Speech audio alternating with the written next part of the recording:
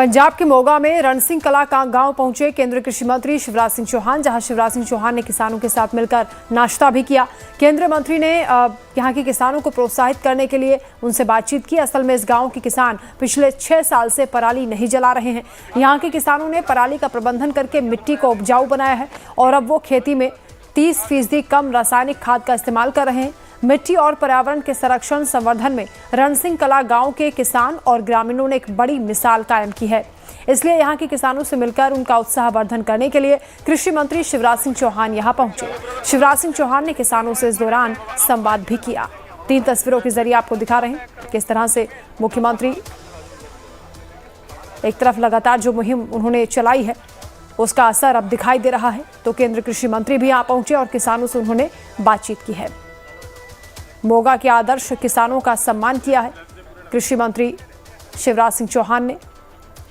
रणसिंह कला गांव पंजाब के मोगा में ये गांव है जिन्होंने मिसाल पेश की है। 6 साल से यहां के किसान पराली नहीं जला रहे हैं।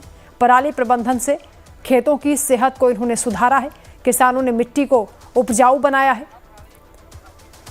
30% कम रासायनिक खाद का इस्तेमाल ये किसान कर रहे हैं।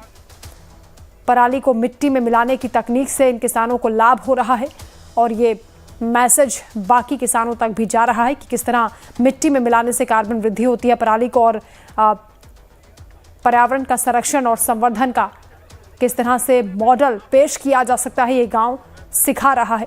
शिवराज सिंह चौहान इस दौरान किसानों से मिले, काफ़ी खुश हुए और संतुष्ट भी दिखाई दिए। इसके साथ ही उन्होंने उनका उत्साह भी बढ़ाया। तो 6 साल से यहाँ के किसान पराली नहीं जला रहे हैं। पराली प्रबंधन से खेतों को वो फायदा पहुंचा रहे हैं। खेतों की सेहत सुधरी है। मिट्टी को किसानों ने उपजाऊ बनाया है।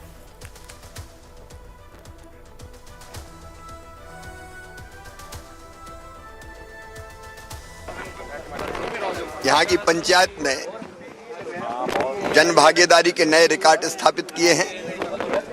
लेकिन आज जो ट्रेडिशनल मक्के दी रोटी और सरसों दा साग खा के आनंद आ गया, आत्मा तृप्त हो गई।